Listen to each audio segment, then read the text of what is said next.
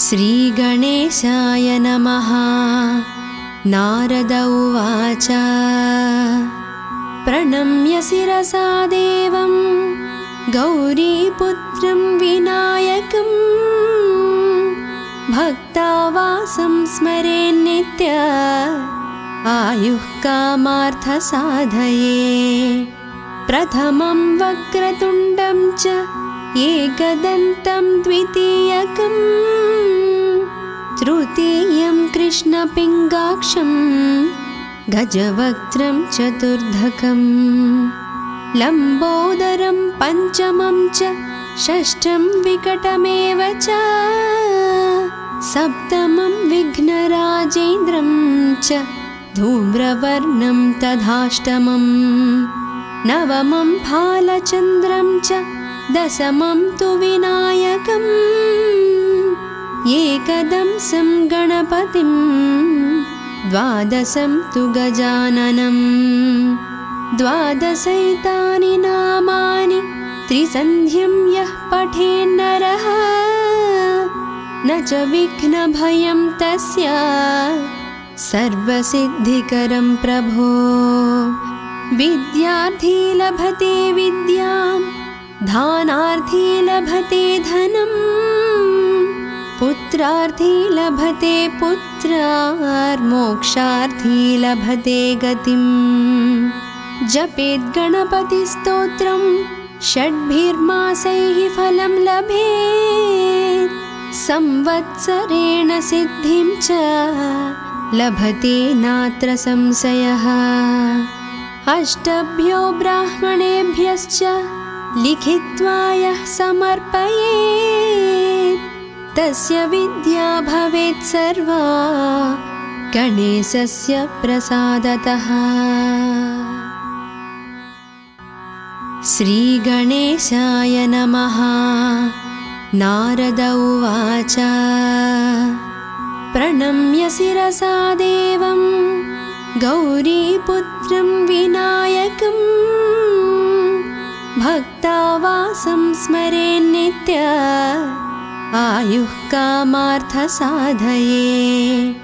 प्रथमं वक्रतुण्डं च एकदन्तं द्वितीयकं तृतीयं कृष्णपिङ्गाक्षं गजवक्त्रं चतुर्धकं लम्बोदरं पञ्चमं च षष्ठं विकटमेव च सप्तमं विघ्नराजेन्द्रं च धूम्रवर्णं तथाष्टमं नवमं फालचन्द्रं च दशमं तु विनायकम् एकदंसं गणपतिं द्वादशं तु गजाननं द्वादशैतानि नामानि त्रिसन्ध्यं यः पठेन्नरः न च विघ्नभयं तस्य सर्वसिद्धिकरं प्रभो। विद्यार्थी लभते विद्यां धानार्थी लभते धनं पुत्रार्थी लभते पुत्रार्मोक्षार्थी लभते गतिं। जपेत् गणपतिस्तोत्रं षड्भिर्मासैः फलं लभेत् संवत्सरेण सिद्धिं च लभते नात्र संशयः। अष्टभ्यो ब्राह्मणेभ्यश्च लिखित्वा यः समर्पयेत् तस्य विद्या भवेत् सर्वा गणेशस्य प्रसादतः। श्रीगणेशाय नमः। नारद उवाच प्रणम्य शिरसा देवं गौरीपुत्रं विनायकं भक्तावासं स्मरेन्नित्य आयुः कामार्थसाधये। प्रथमं वक्रतुण्डं च एकदन्तं द्वितीयकं तृतीयं कृष्णपिङ्गाक्षं गजवक्त्रं चतुर्धकं लम्बोदरं पञ्चमं च षष्ठं विकटमेव च सप्तमं विघ्नराजेन्द्रं च धूम्रवर्णं तथाष्टमं नवमं फालचन्द्रं च दशमं तु विनायकम् एकदंसं गणपतिं द्वादशं तु गजाननं द्वादशैतानि नामानि त्रिसन्ध्यं यः पठेन्नरः न च विघ्नभयं तस्य सर्वसिद्धिकरं प्रभो विद्यार्थी लभते विद्यां धानार्थी लभते धनम् पुत्रार्थी लभते पुत्रार्मोक्षार्थी लभते गतिम् जपेत् गणपतिस्तोत्रं षड्भिर्मासैः फलं लभेत् संवत्सरेण सिद्धिं च लभते नात्र संशयः अष्टभ्यो ब्राह्मणेभ्यश्च लिखित्वा यः समर्पयेत् तस्य विद्या भवेत् सर्वा गणेशस्य प्रसादतः। श्रीगणेशाय नमः। नारद उवाच प्रणम्य शिरसा देवं गौरीपुत्रं विनायकं भक्तावासं स्मरेन्नित्य आयुः कामार्थसाधये प्रथमं वक्रतुण्डं च एकदन्तं द्वितीयकं तृतीयं कृष्णपिङ्गाक्षं गजवक्त्रं चतुर्धकं लम्बोदरं पञ्चमं च षष्ठं विकटमेव च सप्तमं विघ्नराजेन्द्रं च धूम्रवर्णं तथाष्टमं नवमं फालचन्द्रं च दशमं तु विनायकम् एकदंसं गणपतिं द्वादशं तु गजाननं द्वादशैतानि नामानि त्रिसन्ध्यं यः पठेन्नरः न च विघ्नभयं तस्य सर्वसिद्धिकरं प्रभो विद्यार्थी लभते विद्यां धानार्थी लभते धनम् पुत्रार्थी लभते पुत्रार्मोक्षार्थी लभते गतिम् जपेत् गणपतिस्तोत्रं षड्भिर्मासैः फलं लभेत् संवत्सरेण सिद्धिं च लभते नात्र संशयः अष्टभ्यो ब्राह्मणेभ्यश्च लिखित्वा यः समर्पयेत् तस्य विद्या भवेत् सर्वा गणेशस्य प्रसादतः। श्रीगणेशाय नमः। नारद उवाच प्रणम्य शिरसा देवं गौरीपुत्रं विनायकं भक्तावासं स्मरेन्नित्य आयुः कामार्थसाधये प्रथमं वक्रतुण्डं च एकदन्तं द्वितीयकं तृतीयं कृष्णपिङ्गाक्षं गजवक्त्रं चतुर्धकं लम्बोदरं पञ्चमं च षष्ठं विकटमेव च सप्तमं विघ्नराजेन्द्रं च धूम्रवर्णं तथाष्टमं नवमं फालचन्द्रं च दशमं तु विनायकम् एकदंसं गणपतिं द्वादशं तु गजाननं द्वादशैतानि नामानि त्रिसन्ध्यं यः पठेन्नरः न च विघ्नभयं तस्य सर्वसिद्धिकरं प्रभो। विद्यार्थी लभते विद्यां, दानार्थी लभते धनं, पुत्रार्थी लभते पुत्रार्मोक्षार्थी लभते गतिम्। जपेत् गणपतिस्तोत्रं षड्भिर्मासैः फलं लभेत्, संवत्सरेण सिद्धिं च लभते नात्र संशयः। अष्टभ्यो ब्राह्मणेभ्यश्च लिखित्वा यः समर्पयेत्, तस्य विद्या भवेत् सर्वा गणेशस्य प्रसादतः। श्रीगणेशाय नमः। नारद उवाच प्रणम्य शिरसा देवं गौरीपुत्रं विनायकं, भक्तावासं स्मरेन्नित्य आयुः कामार्थसाधये।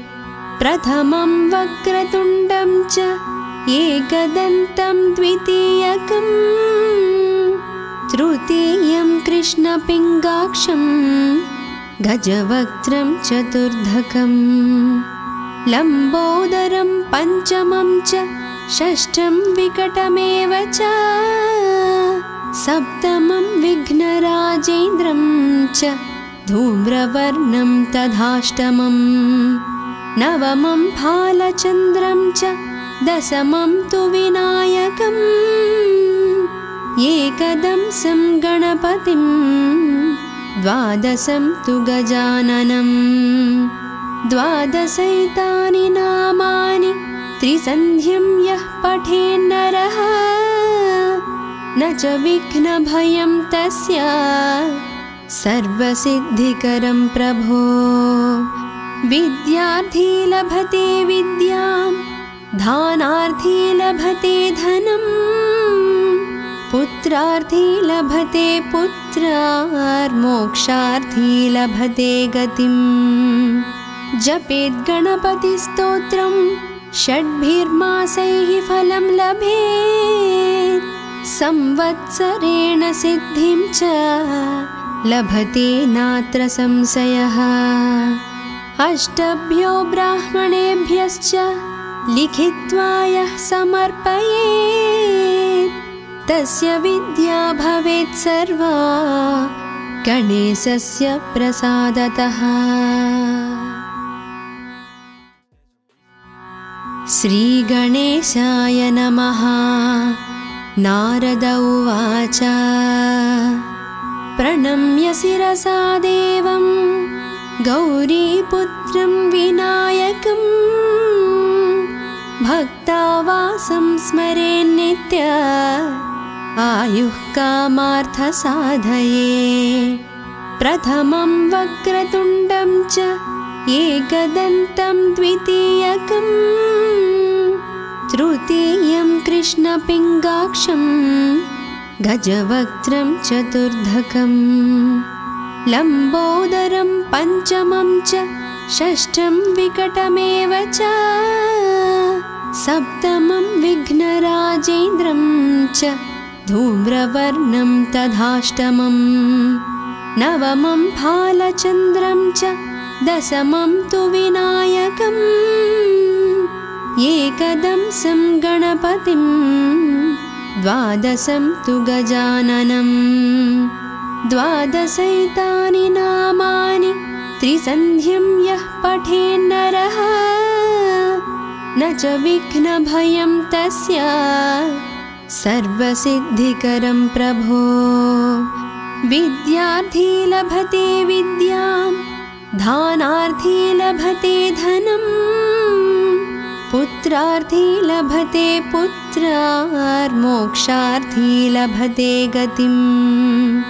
जपेत् गणपतिस्तोत्रं षड्भिर्मासैः फलं लभेत्, संवत्सरेण सिद्धिं च लभते नात्र संशयः।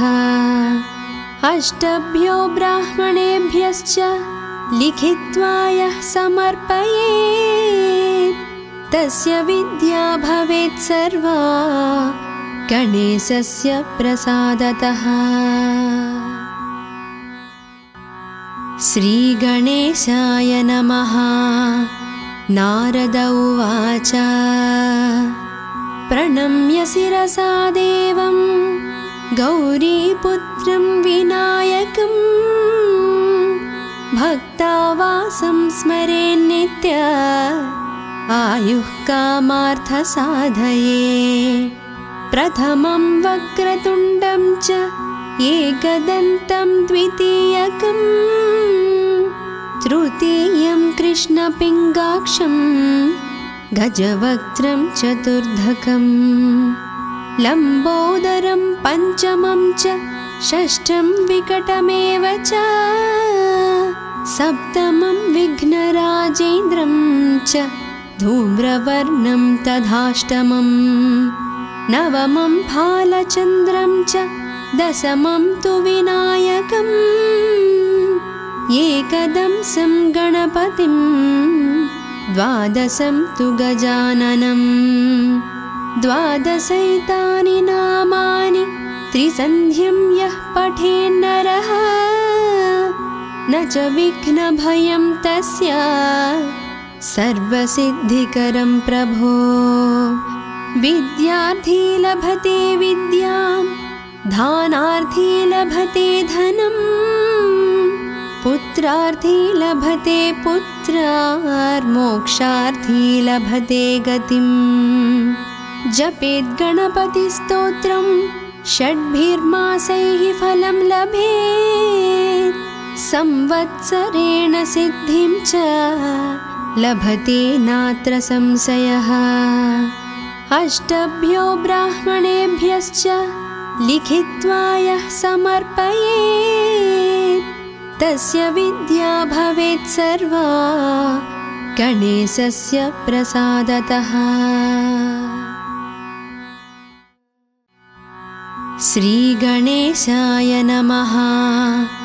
नारद उवाच प्रणम्य शिरसा देवं गौरीपुत्रं विनायकं भक्तावासं स्मरेन्नित्य आयुः कामार्थसाधये।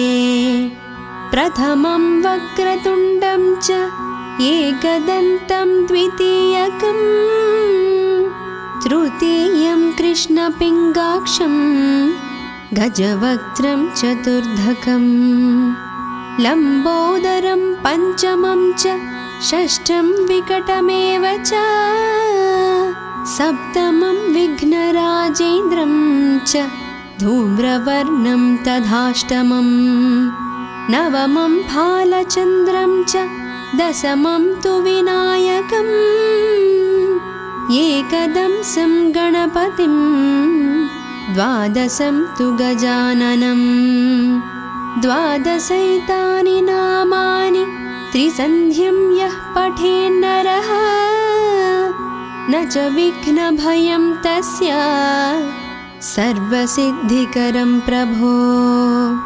विद्यार्थी लभते विद्यां दानार्थी लभते धनं पुत्रार्थी लभते पुत्रार्मोक्षार्थी लभते गतिं। जपेत् गणपतिस्तोत्रं षड्भिर्मासैः फलं लभेत् संवत्सरेण सिद्धिं च लभते नात्र संशयः। अष्टभ्यो ब्राह्मणेभ्यश्च लिखित्वा यः समर्पयेत् तस्य विद्या भवेत् सर्वा गणेशस्य प्रसादतः। श्रीगणेशाय नमः। नारद उवाच प्रणम्य शिरसा देवं गौरीपुत्रं विनायकं भक्तावासं स्मरेन्नित्य आयुः कामार्थसाधये। प्रथमं वक्रतुण्डं च एकदन्तं द्वितीयकं तृतीयं कृष्णपिङ्गाक्षं गजवक्त्रं चतुर्धकं लम्बोदरं पञ्चमं च षष्ठं विकटमेव च सप्तमं विघ्नराजेन्द्रं च धूम्रवर्णं तथाष्टमं नवमं फालचन्द्रं च दशमं तु विनायकम् एकदंसं गणपतिं द्वादशं तु गजाननं द्वादशैतानि नामानि त्रिसन्ध्यं यः पठेन्नरः न च विघ्नभयं तस्य सर्वसिद्धिकरं प्रभो विद्यार्थी लभते विद्यां धानार्थी लभते धनं पुत्रार्थी लभते पुत्रार्मोक्षार्थी लभते गतिं जपेद् गणपतिस्तोत्रं षड्भिर्मासैः फलं लभेत् संवत्सरेण सिद्धिं च लभते नात्र संशयः अष्टभ्यो ब्राह्मणेभ्यश्च लिखित्वा यः समर्पयेत् तस्य विद्या भवेत् सर्वा गणेशस्य प्रसादतः। श्रीगणेशाय नमः। नारद उवाच प्रणम्य शिरसा देवं गौरीपुत्रं विनायकं भक्तावासं स्मरेन्नित्य आयुः कामार्थसाधये प्रथमं वक्रतुण्डं च एकदन्तं द्वितीयकं तृतीयं कृष्णपिङ्गाक्षं गजवक्त्रं चतुर्धकं लम्बोदरं पञ्चमं च षष्ठं विकटमेव च सप्तमं विघ्नराजेन्द्रं च धूम्रवर्णं तथाष्टमं नवमं फालचन्द्रं च दशमं तु विनायकम् एकदंसं गणपतिं द्वादशं तु गजाननं द्वादशैतानि नामानि त्रिसन्ध्यं यः पठेन्नरः न च विघ्नभयं तस्य सर्वसिद्धिकरं प्रभो विद्यार्थी लभते विद्यां धानार्थी लभते धनं पुत्रार्थी लभते पुत्रार्मोक्षार्थी लभते गतिं जपेद् गणपतिस्तोत्रं षड्भिर्मासैः फलं लभेत् संवत्सरेण सिद्धिं च लभते नात्र संशयः अष्टभ्यो ब्राह्मणेभ्यश्च लिखित्वा यः समर्पयेत् तस्य विद्या भवेत् सर्वा गणेशस्य प्रसादतः। श्रीगणेशाय नमः। नारद उवाच प्रणम्य शिरसा देवं गौरीपुत्रं विनायकं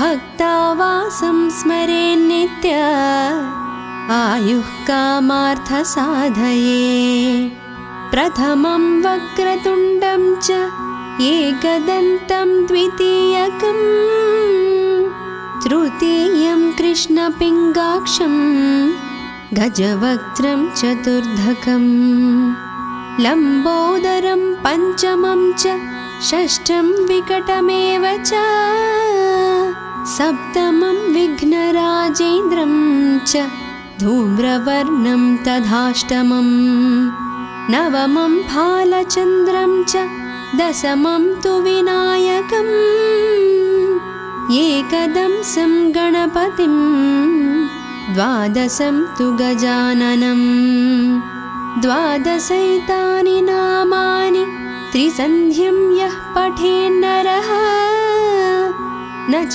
विघ्नभयं तस्य सर्वसिद्धिकरं प्रभो। विद्यार्थी लभते विद्यां धानार्थी लभते धनम् पुत्रार्थी लभते पुत्रार्मोक्षार्थी लभते गतिम्।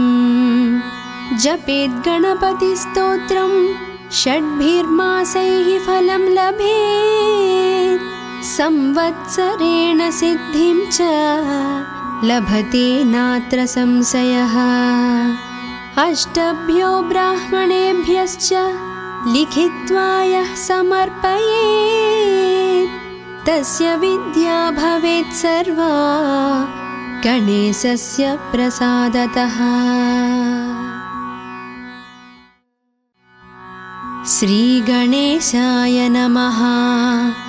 नारद उवाच प्रणम्य शिरसा देवं गौरीपुत्रं विनायकं भक्तावासं स्मरेन्नित्य आयुः कामार्थसाधये।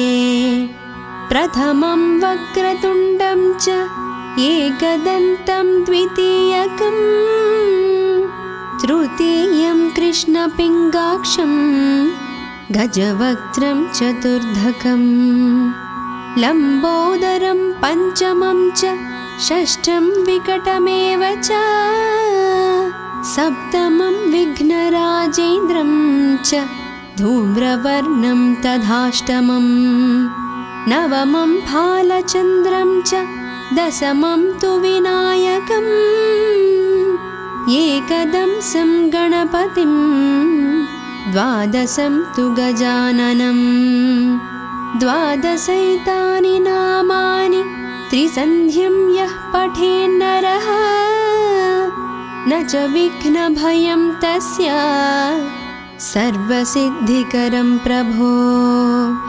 विद्यार्थी लभते विद्यां धानार्थी लभते धनम् पुत्रार्थी लभते पुत्रार्मोक्षार्थी लभते गतिम्। जपेद् गणपतिस्तोत्रं षड्भिर्मासैः फलं लभेत् संवत्सरेण सिद्धिं च लभते नात्र संशयः। अष्टभ्यो ब्राह्मणेभ्यश्च लिखित्वा यः समर्पयेत् तस्य विद्या भवेत् सर्वा गणेशस्य प्रसादतः।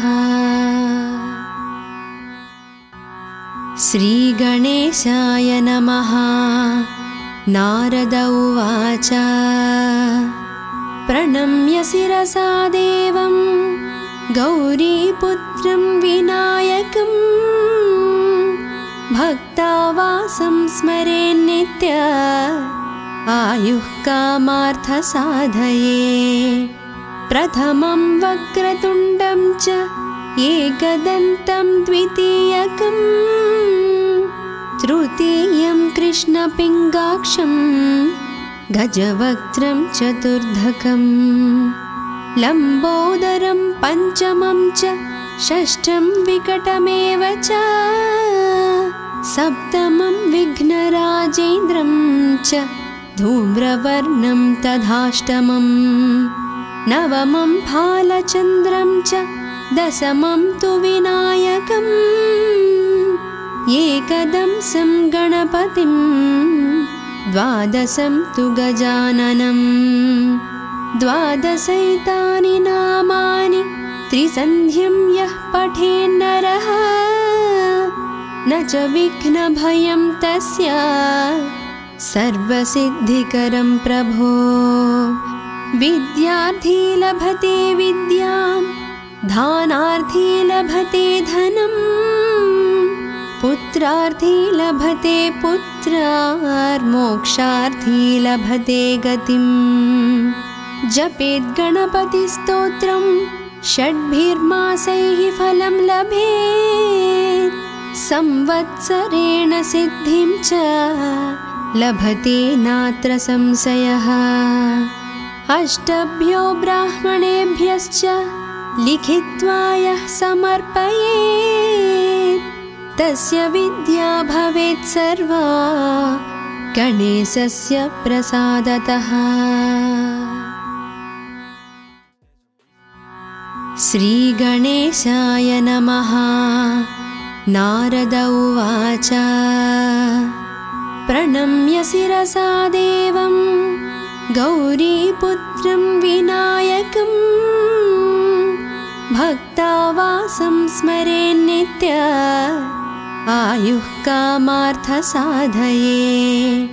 प्रथमं वक्रतुण्डं च एकदन्तं द्वितीयकं तृतीयं कृष्णपिङ्गाक्षं गजवक्त्रं चतुर्धकं लम्बोदरं पञ्चमं च षष्ठं विकटमेव च सप्तमं विघ्नराजेन्द्रं च धूम्रवर्णं तथाष्टमं नवमं भालचन्द्रं च दशमं तु विनायकम् एकदंसं गणपतिं द्वादशं तु गजाननं द्वादशैतानि नामानि त्रिसन्ध्यं यः पठेन्नरः न च विघ्नभयं तस्य सर्वसिद्धिकरं प्रभो। विद्यार्थी लभते विद्यां दानार्थी लभते धनं पुत्रार्थी लभते पुत्रार्मोक्षार्थी लभते गतिं।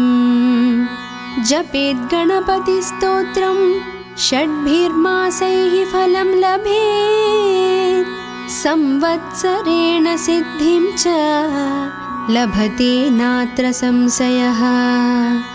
अष्टभ्यो ब्राह्मणेभ्यश्च लिखित्वा यः समर्पयेत् तस्य विद्या भवेत् सर्वा गणेशस्य प्रसादतः। श्रीगणेशाय नमः। नारद उवाच प्रणम्य शिरसा देवं गौरीपुत्रं विनायकं भक्तावासं स्मरेन्नित्य आयुः कामार्थसाधये। प्रथमं वक्रतुण्डं च एकदन्तं द्वितीयकं तृतीयं कृष्णपिङ्गाक्षं गजवक्त्रं चतुर्धकं लम्बोदरं पञ्चमं च षष्ठं विकटमेव च सप्तमं विघ्नराजेन्द्रं च धूम्रवर्णं तथाष्टमं नवमं भालचन्द्रं च दशमं तु विनायकम् एकदंसं गणपतिं द्वादशं तु गजाननं द्वादशैतानि नामानि त्रिसन्ध्यं यः पठेन्नरः न च विघ्नभयं तस्य सर्वसिद्धिकरं प्रभो। विद्यार्थी लभते विद्यां दानार्थी लभते धनं पुत्रार्थी लभते पुत्रार्मोक्षार्थी लभते गतिं। जपेत् गणपतिस्तोत्रं षड्भिर्मासैः फलं लभेत् संवत्सरेण सिद्धिं च लभते नात्र संशयः। अष्टभ्यो ब्राह्मणेभ्यश्च लिखित्वा यः समर्पयेत् तस्य विद्या भवेत् सर्वा गणेशस्य प्रसादतः।